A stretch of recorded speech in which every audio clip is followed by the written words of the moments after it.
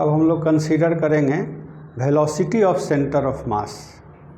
Velocity हमेशा rate of change of position vector होती है, तो इसलिए सेंटर ऑफ मास एक पॉइंट है और उसका पोजीशन वेक्टर किस रेट से बदल रहा है, इसी को बोलेंगे वेलोसिटी ऑफ सेंटर ऑफ मास। अगर RCM है पोजीशन वेक्टर, तो इसको डिफरेंशिएट करने पर टाइम के रेस्पेक्ट में हमें मिलेगा rate of change of position vector of CM, इसको कहेंगे velocity of centre of mass. तो rate of change of position vector of centre of mass is called velocity of centre of mass. अब इसके लिए formula develop करते हैं कि क्या यह दूसरे पार्टिकल जिनसे सिस्टम बना हुआ है उनके वेलोसिटी से रिलेटेड है। तो इसका आंसर हम लोग देख रहे हैं कि RCM की जगह पर लिख सकते हैं M1R1 plus M2R2 and so on divided by total mass, और इनका d/dt कैंसिल करना है, दिस इज VCM। और d/dt ये डिनोमिनेटर है तो ये नीचे ही रहेगा, कांस्टेंट है, और ये मासेज भी कांस्टेंट है टाइम के साथ। तो d/dt केवल पोजीशन वेक्टर्स पर एक्ट करेगा। So we have M1 dR1/dt plus M2 dR2/dt and so on divided by mass. Now R1 का पोजीशन वेक्टर किस रेट से बदल रहा है, वो होगा वेलोसिटी ऑफ पार्टिकल 1। मान लें कि इसका वेलोसिटी V1 है, तो M1 V1। इसी तरह इसका वेलोसिटी सेकंड पार्टिकल का V2 है, and so on divided bye masses of individual particles का सम। तो इस तरह से हम देखते हैं कि मास इंटू वेलोसिटी का सम पूरे सिस्टम के लिए लेना है और टोटल मास से डिवाइड कर देना है। So we get velocity of centre of mass. Example के तौर पर मान लें कि एक ब्लॉक है और ये स्प्रिंग से बंधा हुआ है। इसका मास M1, इसका M2 है, मान लो कि 2 kg, और M1 3 kg। इसकी वेलोसिटी मान लो कि 4 मीटर पर सेकेंड है, और ये एक टेबल पर रखा हुआ है। इसकी वेलोसिटी 0 है। तो फाइंड आउट करना है velocity of CM। What is the velocity of centre of mass.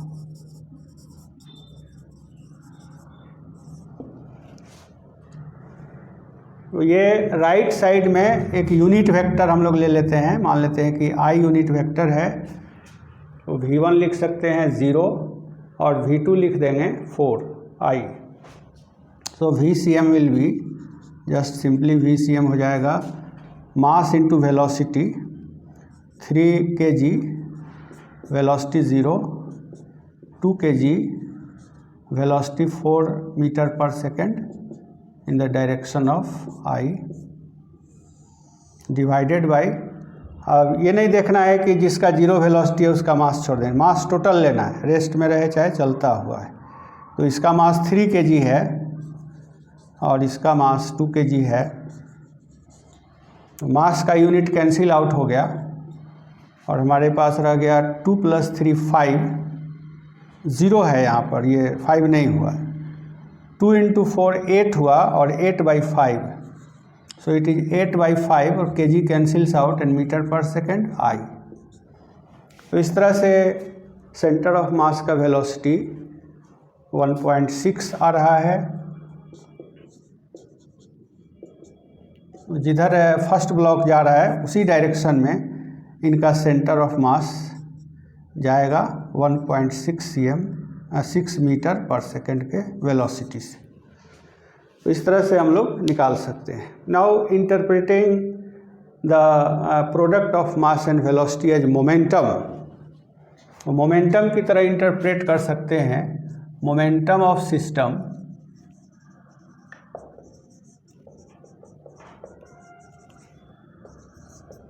Particles. तो यहाँ आप देख रहे हैं कि मास और वेलोसिटी का प्रोडक्ट मोमेंटम होता है। तो कोई पार्टिकल ऐसे जा रहा है, मान लो कि m1 v1 इसका मोमेंटम है, कोई ऐसे जा रहा है, इसका m2 v2 मोमेंटम है। तो पूरे सिस्टम का मोमेंटम क्या होगा? तो सिंपल डिफिनीशन यही है कि vector sum of momenta of individual particles is the momentum of the system. The vector some of momenta of all the particles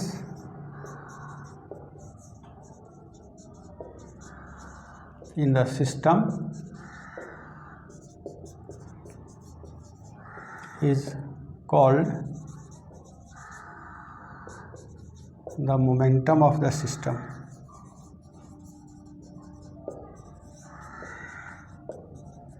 ये डिफिनीशन है। तो इसके अनुसार अगर हम सारे मोमेंटम को ऐड करते हैं तो ये सिस्टम का मोमेंटम कैपिटल P से डिनोट किया, ये कहलाता है मोमेंटम ऑफ द सिस्टम। अब उस फार्मूला को यहाँ लाइए तो VCM का डिफिनीशन को यहाँ पर यूज कर सकते हैं। तो एक रिलेशनशिप आता है कि VCM is P by total mass. m1 plus m2 plus m3 को टोटल मास कहते हैं और P को, तो इस हालत में P बराबर हो गया mass of the whole system multiplied by velocity of centre of mass. So this also looks like a formula for particle motion. Centre of mass का वेलोसिटी लेना है और सिस्टम का टोटल मोमेंटम लेना है, उसको गुना कर दीजिए तो टोटल मोमेंटम मिल जाएगा without going into individual velocities. अगर CM का वेलोसिटी मालूम है और टोटल मास मालूम है तो हर पार्टिकल का वेलोसिटी जानना जरूरी नहीं मोमेंटम निकालने के लिए। P बराबर mVCM। This is very important formula. अब एक ऐसा सिचुएशन लेते हैं जिसमें velocity of centre of mass known है और वहाँ से मोमेंटम डायरेक्ट हम लोग लिख सकते हैं। एग्जाम्पल के तौर पर मान लें कि एक रॉड है और ये रॉड किसी एक्सिस के अबाउट ओमेगा एंगुलर वेलोसिटी से टर्न कर रहा है। इसका टोटल मास m है और सेंटर ऑफ मास इसका इससे हाफ लेंथ पर है।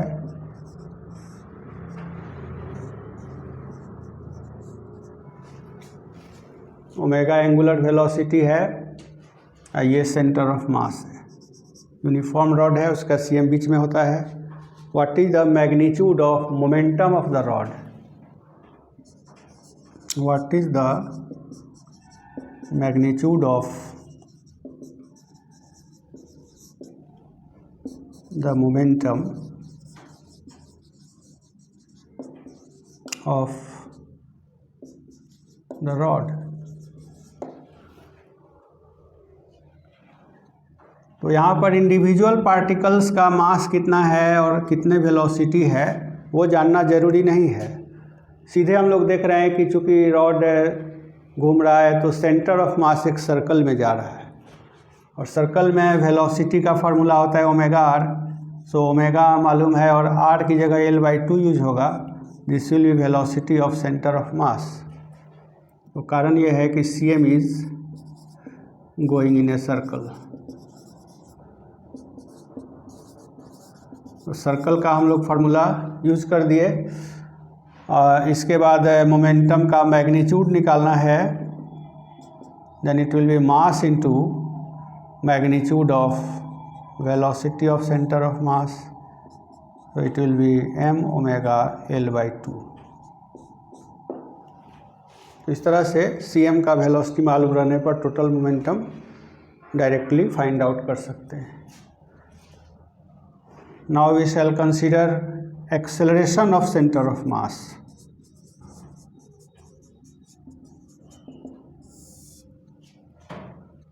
So how to find out acceleration? Rate of change of velocity is called acceleration. Centre of मास जहाँ पर है उसी का एक्सेलरेशन लिखना है cm। तो इसकी जो वेलोसिटी होगी वो चेंज करेगी टाइम के साथ। तो rate of change of velocity होगा d/dt vcm। This will be acceleration of centre of mass. The rate of change of velocity of center of mass, the rate of change of velocity of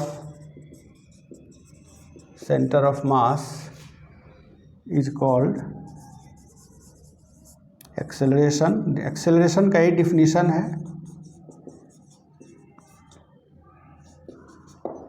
और VCM is given by sum of mass in velocities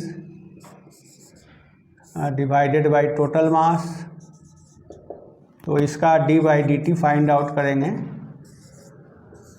this will be ACM। अब जाहिर है कि ये जो summation है इसके हर एक टर्म पर d/dt ऑपरेट करेगा और मासेज कांस्टेंट है इसलिए वेलोसिटी पर चला जाएगा। So it will be mass into derivative of velocity summed over all the particles divided by total mass of the system। Individual particles का एक्सेलरेशन से डिसाइड होगा सेंटर ऑफ मास का acceleration. यही बात सामने आ गई। ये फाइनली यही फार्मूला बन गया acceleration of centre of mass find out करने का। और ध्यान ये रखना है कि एक्सेलरेशन वेक्टर क्वांटिटी है, समेशन इज वेक्टर सम। इसके एग्जाम्पल के रूप में हम लोग एक एग्जाम्पल लेते हैं। एटूड मशीन का एग्जाम्पल लेते हैं। एक पुली है जो लाइट है और यहाँ से सस्पेंडेड है सीलिंग से और इसमें दो मासेस लटके हुए हैं। मान लो कि ये m2 है, ये m1 है और ये नीचे एक्सेलरेट हो रहा है, ये ऊपर एक्सेलरेट हो रहा है। तो acceleration of first mass is a1 and that of second mass is a2। इन दोनों को ज्वाइन करने वाले लाइन पर कहीं सेंटर ऑफ मास है, तो उसका एक्सेलरेशन क्या है ये फाइंड आउट करना है। ACM। तो find the acceleration of centre of mass of the two blocks in the Atwood machine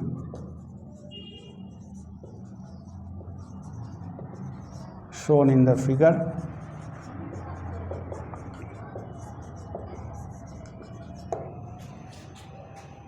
अब इस हालत में आप एक्सेलरेशन का मैग्नीट्यूड जानते हैं कि न्यूटन्स लॉज लगा करके मैग्नीट्यूड हम लोग जानते हैं और वो मैग्नीट्यूड जो है वो सेम है दोनों का, केवल डायरेक्शन अपोजिट है।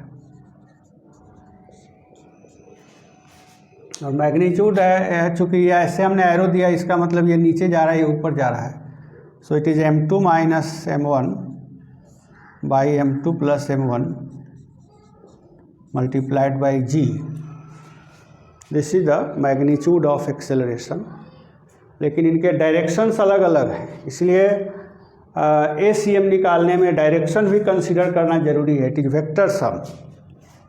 सो ACM can be written as mass of 1 into acceleration of 1 plus mass of 2 into acceleration of 2 divided by total mass।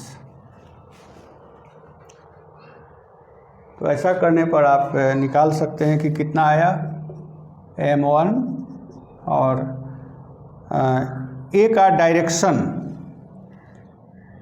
Direction ऊपर की ओर है। ऊपर की ओर एक यूनिट वेक्टर मान लेते हैं कि j है, तो हम लिख सकते हैं कि इट इज़ AJ और m2 का डायरेक्शन ऑफ एक्सेलरेशन नीचे की ओर है, मैग्नीट्यूड सेम है -j divided by m1 plus m2। So it is m1 plus m2 और माइनस यहाँ पर है तो ये माइनस हो जाएगा और a और j कॉमन कर ले रहे हैं divided by m1 plus m2। Now I right the value of a, इसी को हमने a मान लिया है, दिस इज a। तो a को यहाँ पर पुट करेंगे m1 minus m2 by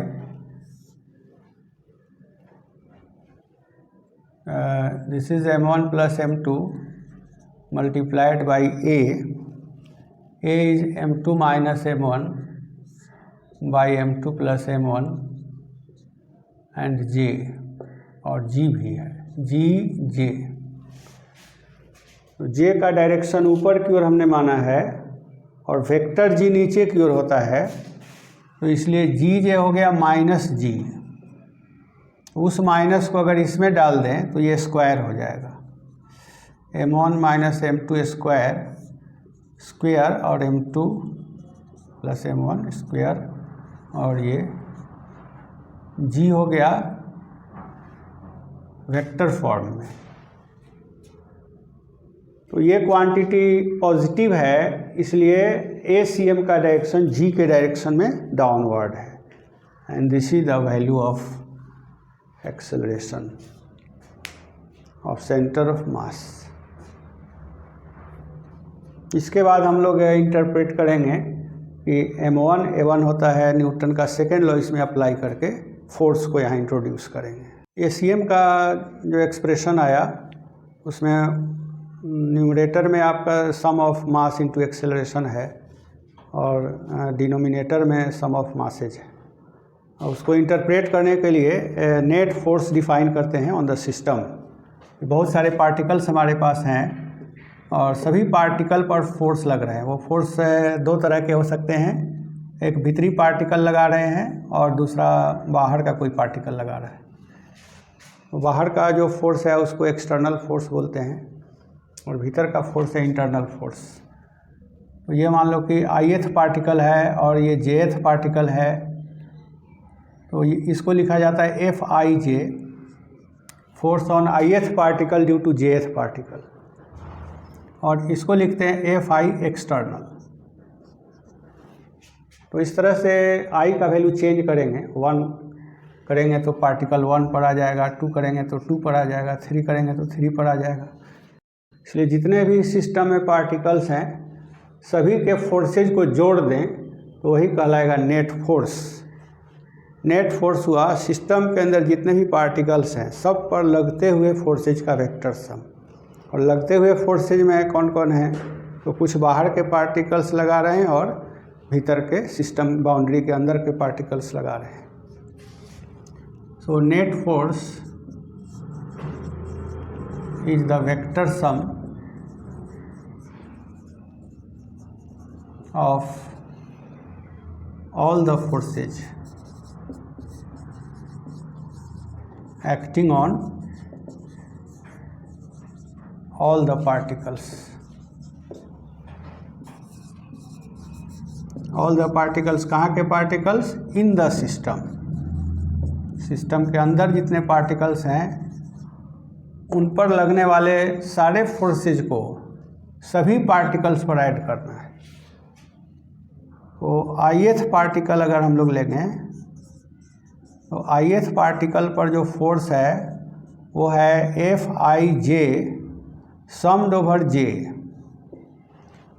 j का वैल्यू रन करेगा 1 2 3 सभी लगा रहे हैं ith पार्टिकल पर, तो j का वैल्यू i के बराबर नहीं लेना है, j not equal to i। तो ये कहलाएगा कि ये इंटरनल फोर्सेज हैं। पार्टिकल्स एक्सेप्ट ith पार्टिकल, अपना पार्टिकल खुद पर फोर्स नहीं लगाता है। तो ये दूसरा जो सम है वो एक्सटर्नल फोर्सेज का सम है Ix, सारे एक्सटर्नल फोर्स जिसमें आए। तो पार्टिकल चेंज करेंगे तो ये नंबर चेंज करेगा, और पूरे सिस्टम के लिए फॉर द n पार्टिकल्स, तो इसी तरह का अगर n पार्टिकल्स हैं हमारे पास सिस्टम में, तो ये सभी पर सम होगा। Net force will be F net is sum of forces on all the particles, और सम ऑफ फोर्सेज में आप ith पार्टिकल पर जो फोर्स है उसको जोड़ेंगे। तो ये जोड़ हुआ J पर, J not equal to I, और फिर अब इसको ऐड करेंगे सभी पार्टिकल्स पर, तो ये I पर समेशन होगा, और 1 से लेकर के n तक। और उसी तरह से एक्सटर्नल फोर्सेज का भी सम करेंगे, I का वैल्यू 1 से n तक। तो ये जो फोर्सेज हैं these are internal forces, system के अंदर जो पार्टिकल्स हैं उन्हीं का ये वेक्टर सम हो रहा है। तो इसमें कभी ना कभी I, J और JI इस तरह का टर्म आएगा। इसे इसको अगर एक्सपेंड करेंगे तो IJ एक टर्म मिलेगा और एक टर्म कहीं पर JI भी मिलेगा। तो इस तरह के पेयर्स का सम 0 होगा, ये using Newton's third law.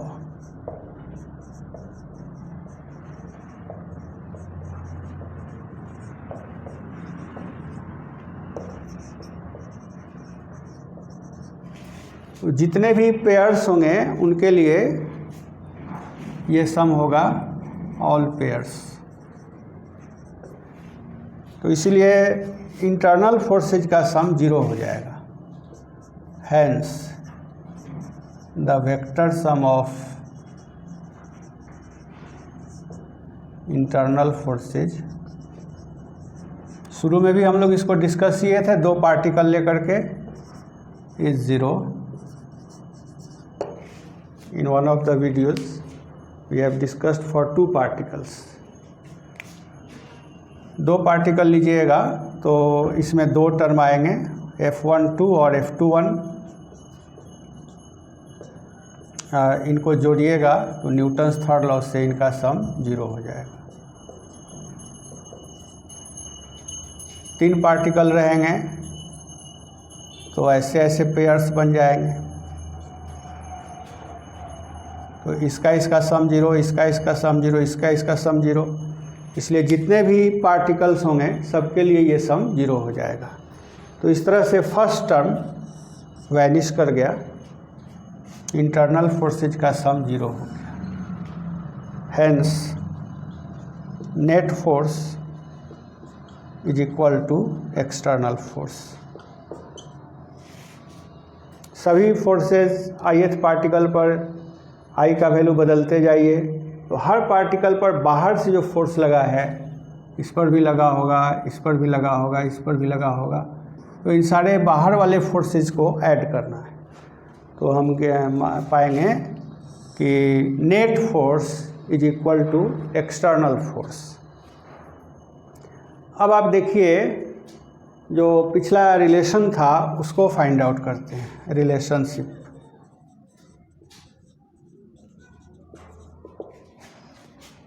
ACM का रिलेशन यही था कि M1A1 plus M2A2 and so on divided by total mass.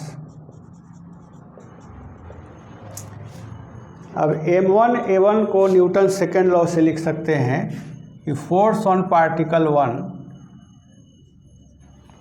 Is M1 और force on particle 2 is F2 and so on divided by total मास। अब F1 और F2 का सम यहाँ से देखिए तो सम ऑफ ऑल द फोर्सेस कहलाता है net force. Net force is the vector sum of all the forces acting on all the particles in the system. तो ये क्या है, तो सभी पार्टिकल पर लगे हुए फोर्सेज का सम है, इसलिए यह एफ नेट हो गया। तो F net divided by total mass. और अभी हम लोगों ने दिखाया कि F net is equal to external force, so we have F external divided by total mass. So finally we have come to the relation F external is equal to mass times total mass times acceleration of center of mass. This is Newton's second law for system of many particles. Newton's second law of motion for many particle system.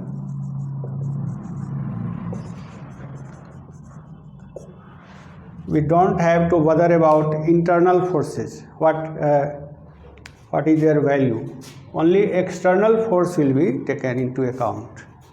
So only external force can accelerate center of mass. This is very important to note. Only an external force can accelerate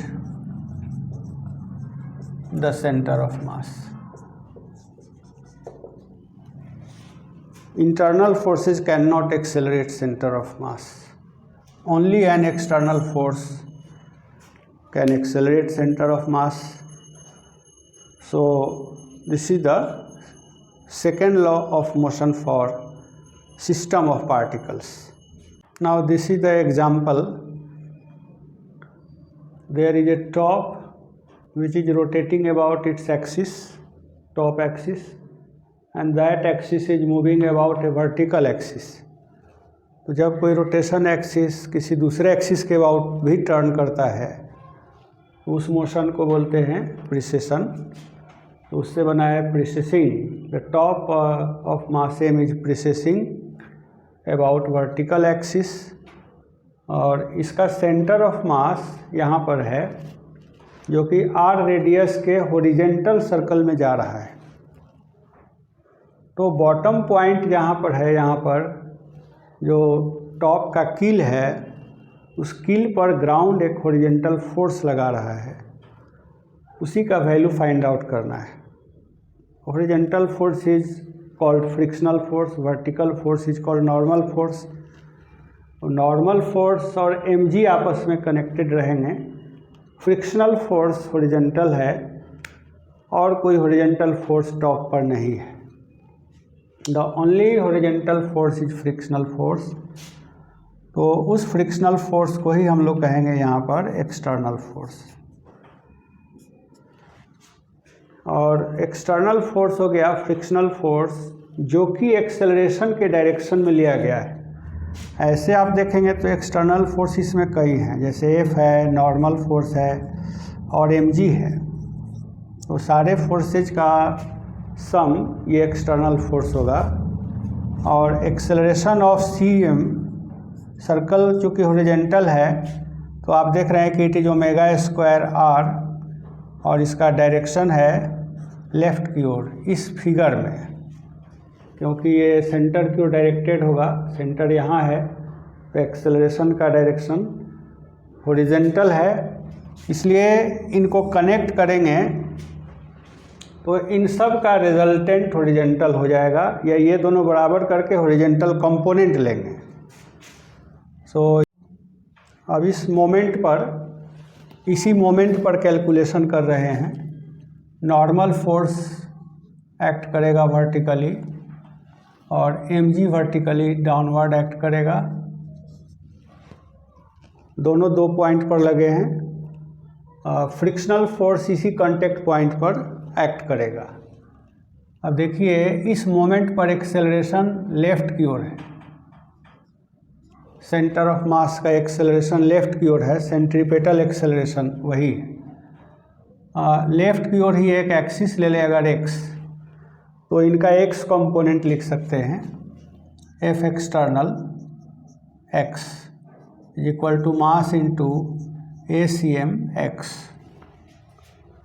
so F external X में F X आएगा, frictional force का X component, normal force का X component और M G का X component,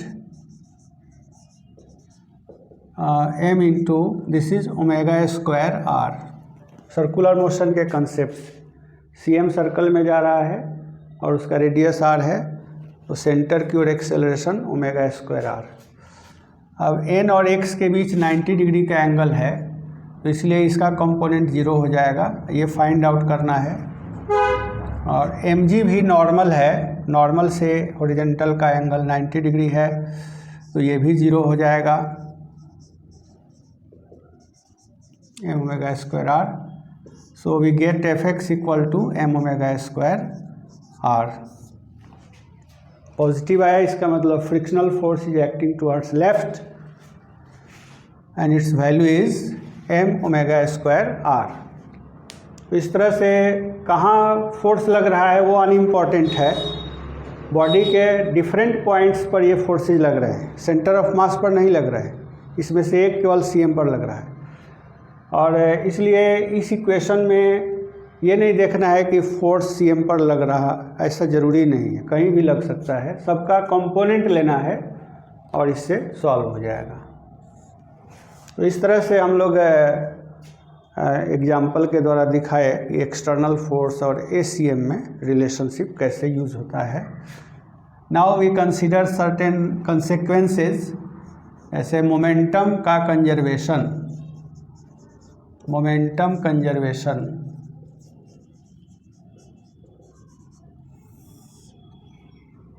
एक कंसेक्वेंस है इसका कि अगर एक्सटर्नल फोर्स 0 हो जाए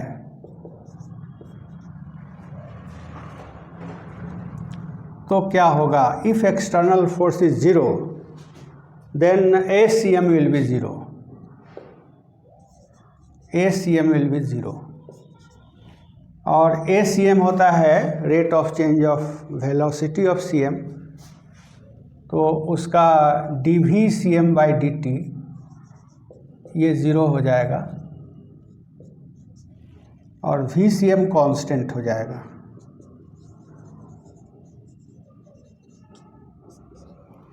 So if external force is 0, center of mass moves with constant velocity, constant velocity में rest included है, it may be 0 और नॉन जीरो, 0 है तो रेस्ट और नहीं है 0 तो यूनिफॉर्म मोशन।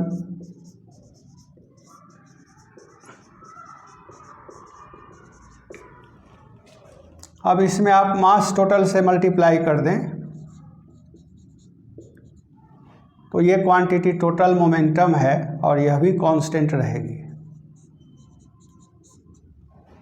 तो इस तरह से हम देखते हैं कि मोमेंटम कंजर्व्ड हो गया, कब, जब एक्सटर्नल फोर्स 0 है। एक्सटर्नल फोर्स 0 होने का 2 मीनिंग है कि या तो एक्सटर्नल फोर्स लगे ही नहीं, या अगर लग रहे हैं एक्सटर्नल फोर्सेज तो उनका वेक्टर सम 0 है। तो इसलिए सिस्टम या तो डिवाइड ऑफ एक्सटर्नल फोर्स है, या अगर एक्सटर्नल फोर्सेज हैं तो उनका वेक्टर सम 0 है। सो वर्ड्स में हम लिख सकते हैं कि if the external force which is net force, external force on a system is 0,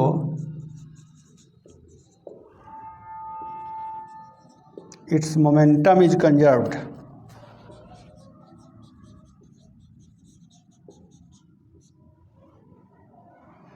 और वेक्टर फॉर्म में है, टोटल सिस्टम का मोमेंटम है, इसलिए कहीं कहीं इसका टोटल मोमेंटम भी लिखा रहता है। टोटल मोमेंटम और मोमेंटम एक ही चीज़ हुआ, इज कंजर्व्ड। कंजर्व्ड का मतलब हर मोमेंट पर सेम वैल्यू रहेगा। सो P is constant, P constant का मतलब हुआ कि सिस्टम में जितने भी पार्टिकल्स हैं उन सभी के मोमेंटम आपस में चेंज करेंगे लेकिन उनका वेक्टर सम सेम रहेगा। Individual momenta can change but vector sum will not change. ये कब होगा, जब एक्सटर्नल फोर्स 0 है, यानी नो फोर्स का कंडीशन हो, या vector sum of all the forces 0 हो। एक्सटर्नल फोर्सेज ज़ीरो रहने पर टोटल मोमेंटम कंजर्व रहेगा। अब इसके डेरिवेशन पर एक पॉइंट बोलना ये है कि इसका जो डेरिवेशन है वो हमने देखा है कि न्यूटन्स थर्ड लॉ अप्लाई करने से आया है। तो यहाँ पर कन्फ्यूजन एराइज करता है कि मोमेंटम कंजर्वेशन का यह लॉ क्या न्यूटन्स थर्ड लॉ पर आधारित है, यानी यह उसका एक डिडक्शन है या इंडिपेंडेंट लॉ है। तो इसका हम लोग ये जवाब दे सकते हैं कि न्यूटन्स थर्ड लॉ एक स्ट्रॉन्ग फॉर्म में होल्ड करता है और कभी कभी वो फेल भी करता है, लेकिन मोमेंटम कंजर्वेशन का लॉ कभी फेल नहीं करता है। तो इसलिए यह लॉ उससे इंडिपेंडेंट लॉ है। न्यूटन्स थर्ड लॉ जहाँ नहीं भी लागू होता है इस केसेज में, वहाँ पर भी टोटल मोमेंटम कंजर्वेशन लॉ लागू होता है। एक्सटर्नल फोर्स के एब्सेंस में total momentum will be conserved और internal interactions can not change total momentum of the system. इसका ये जनरलाइजेशन है। So this is known as law of conservation of momentum. Law of conservation of momentum.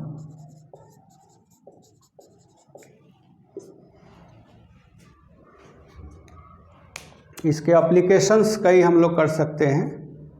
जैसे बहुत सारे applications में एक application ये है कि अगर आप किसी रॉकेट को फायर करते हैं तो रॉकेट का जो म्यूचुअल फोर्स है उसके कारण एक पार्ट ऊपर भागता है, एक पार्ट नीचे भागता है, और उस हालत में एक्सटर्नल फोर्स अगर ज़ीरो है तभी पूरे सिस्टम का मोमेंटम कंजर्व रहता है, लेकिन उसका एक पार्ट भागता है और दूसरा पार्ट अपोजिट भागता है।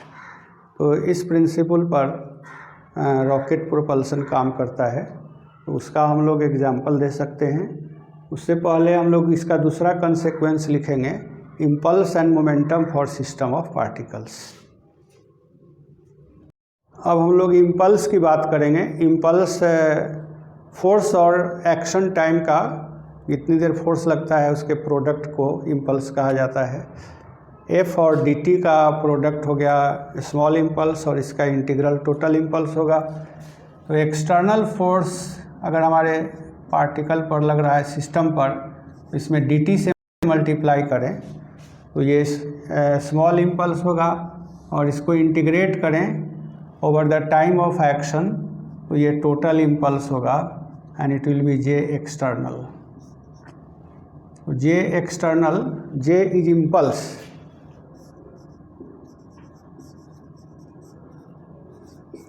और अभी ये डिफिनीशन हो गया, इसके बेसिस पर हम लोग इसको आगे बढ़ाते हैं। ये है D P by D T, क्योंकि P यहाँ पर है एम भी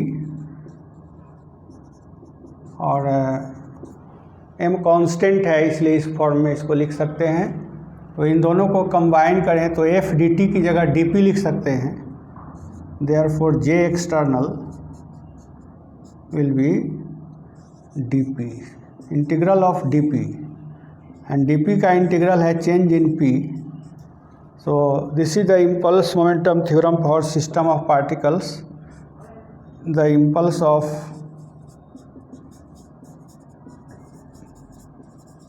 external force, यहाँ पर external force का हो गया net external force is कितने के बराबर है, तो change in momentum of the system is equal to the change in momentum of the system.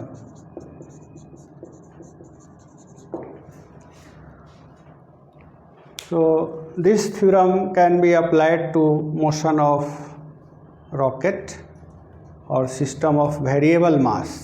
Mass variation का मतलब यहाँ पर है एडिशन और सब्ट्रैक्शन ऑफ मास, जैसे हम लोग अगर वर्षा में निकल गए और पानी देह पर आ रहा है तो हमारा मास बढ़ता जा रहा है, पानी जमा हो रहा है। और इसी तरह से रॉकेट जब उड़ता है तो मास इजेक्ट करता है बाहर की तरफ, तो मेन बॉडी का जो मास है वो घटता जाता है। तो उस तरह के सिस्टम को कहते हैं एडिशन और सब्ट्रैक्शन ऑफ मास।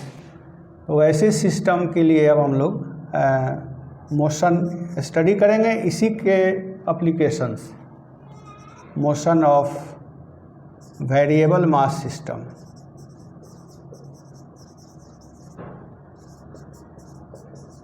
और इसी के अंदर एक एग्जाम्पल आपका है rocket. Rocket is one example of motion of variable mass system, और उसी को यूज़ करके हम सारे सिस्टम के लिए बात कर सकते हैं। मान लें कि ये एक रॉकेट है और ये इसका एक सिस्टम हमने मान लिया, और किसी टाइम t पर ये रॉकेट है, इसका मास m है। इस पर एक्सटर्नल फोर्स भी मान लेते हैं कि F एक्सटर्नल लगा हुआ है, और थोड़ी ही देर में इसका वेलोसिटी मान लें कि चेंज किया, मेन बॉडी का मास घट गया और कुछ मास इसने बाहर की तरफ इजेक्ट किया, जैसे फ्यूल जल के बाहर आता है। तो इस फ्यूल का मास अगर डेल्टा m का मॉडुलस लें तो इसका मास हो जाएगा m minus mod delta m। Mod इसलिए लिख रहे हैं कि डेल्टा m का मतलब होता है final mass minus initial mass. तो फाइनल मास, ये कैलकुलस से डेल्टा का ही मीनिंग है, delta m is final mass minus initial mass. और यहाँ पर चूँकि मेन बॉडी से मास इजेक्ट हो रहा है इसलिए इसका मास कम हो रहा है। So delta m is intrinsically negative. तो डेल्टा m निगेटिव है और मॉडुलस लगा देने से ये पॉजिटिव हो जा रहा है। तो कैलकुलस के अनुसार डेल्टा m निगेटिव है। अब हम लोग मान लेते हैं कि यहाँ से यहाँ ट्रांजिट होने में डेल्टा t टाइम लगा, तो इम्पल्स मोमेंटम थ्योरम से हम लोग F एक्सटर्नल को मोमेंटम चेंज से रिलेट कर सकते हैं। तो इसके लिए मान लेते हैं कि इसका वेलोसिटी u है और इसका वेलोसिटी चेंज करके हो गया v प्लस डेल्टा v, जो शुरू में v था और अब चेंज करके हो गया v plus delta v। So we shall write final momentum. हमारे पास थ्योरम यही है, delta p is F external into delta t। इसमें डेल्टा t को स्मॉल करेंगे तो इंस्टेंस t पर रिलेशनशिप आएगा। So first of all we shall write this as it is. तो final momentum is m minus delta m mod multiplied by velocity. This is momentum of main body. This is called main body. And we want to write equation of main body. And there is another part in the system. Total mass conserved होना चाहिए। तो total mass इसका और इसका मिला के इसके बराबर है, क्योंकि ये जोड़िएगा तो कैंसिल हो जाएगा। इसका मोमेंटम है मास इनटू इसकी वेलोसिटी हमने u मान ली है। तो दिस इज फाइनल मोमेंटम, और शुरू में जो मोमेंटम था वो केवल mv था, तो ये चेंज इन मोमेंटम हो गया। And this is equal to F external into delta t। अब इसको जस्ट सिंप्लीफाई करना है और डेल्टा t से डिवाइड करके लिमिट ले लेना है। तो सिंप्लीफाई करने में आप देखते हैं कि m इंटू वी यहाँ से m इंटू वी से कैंसिल आउट हो जाएगा। So we have m into delta V, m भी कैंसिल हो गया, m डेल्टा वी, और यहाँ डेल्टा m है, यहाँ डेल्टा m है, तो डेल्टा m को हम एक साथ कर लेते हैं, plus mod delta m common, और यहाँ पर u है, यहाँ पर माइनस साइन में v प्लस डेल्टा v है।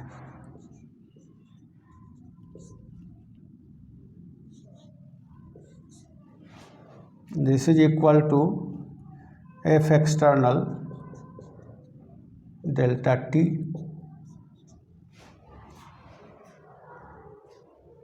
Now we divide by delta t and take the limit delta t tending to 0. Dividing by delta t and letting delta t tend to 0. So first term will be dv by dt and the second term is dm by dt, and this is u minus v, because delta v tends to 0 and on this side we have only F external.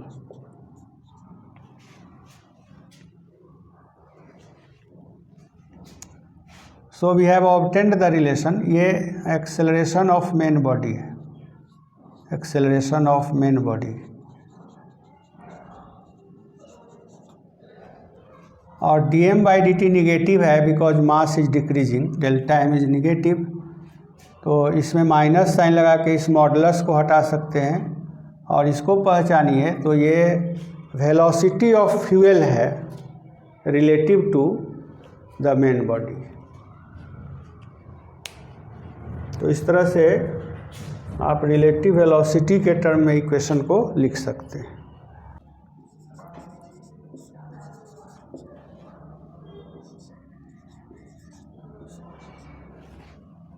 Where we have written v relative for u minus v.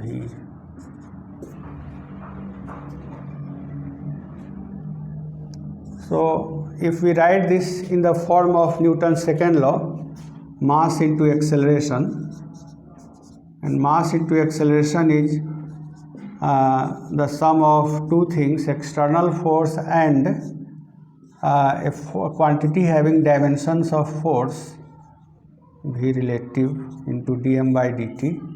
This is called thrust on the rocket, and even if external force is not present, we can accelerate the main body by just using this thrust. जैसे मान लीजिए कि एक rocket है और vertical इसका motion होना है, तो इधर अगर एक्सेलरेशन लेना है तो थ्रस्ट इधर चाहिए। इधर थ्रस्ट तब होगा क्योंकि dm by dt निगेटिव है, तो इधर dm by dt के उल्टा, निगेटिव होने के कारण v रिलेटिव के उल्टा थ्रस्ट होगा। अगर हम इधर सैटेलाइट के साइड में अगर कोई इजेक्ट करते हैं फ्यूल, तो v रिलेटिव ऐसे हो गया और dm by dt निगेटिव है, तो इसका थ्रस्ट ऐसे हो जाएगा। इसलिए स्पेस में जब मुड़ना रहता है तो साइड में थोड़ी देर के लिए फ्यूल इजेक्ट करता है तो ऐसे मुड़ जाता है, इसका डायरेक्शन चेंज करता है। ये ड्राइविंग टाइप का चीज़ काम करता है। इधर भी फेंक सकते हैं, या दूसरा काम कर सकते हैं कि यहाँ पर जो रेट है, दो अगर फ्यूल का इजेक्टर है तो दोनों का रेट अगर डिफरेंट कर दें निकलने का, तो भी एक टॉर्क का काम करेगा, घुमा सकता है इसको। तो मेन इक्वेशन यही है और इसी के बेसिस पर रॉकेट्स उड़ान भरते हैं। अभी हम लोग एक वीडियो इसमें दिखाएंगे जिसमें रॉकेट का प्रक्षेपण किया गया हाल ही में। 10, 9, 8, 7, 6, 5, 4, 3, 2, 1, 0.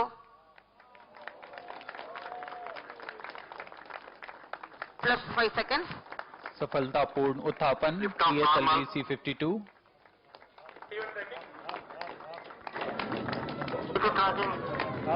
आसमान की ऊंचाइयों पर जाता हुआ PSLV C-52 स्टेज परफॉर्मेंस क्षण है। गर्जना करता हुआ रॉकेट अपने उद्दिष्ट liftoff and the PSLV first stage performance is according to the expectations for this mission. 4 strap-ons were ground-lit and 2 more strap-ons are air-lit. Cumulative thrust when automotive fire is close to 9,100 kilonewtons.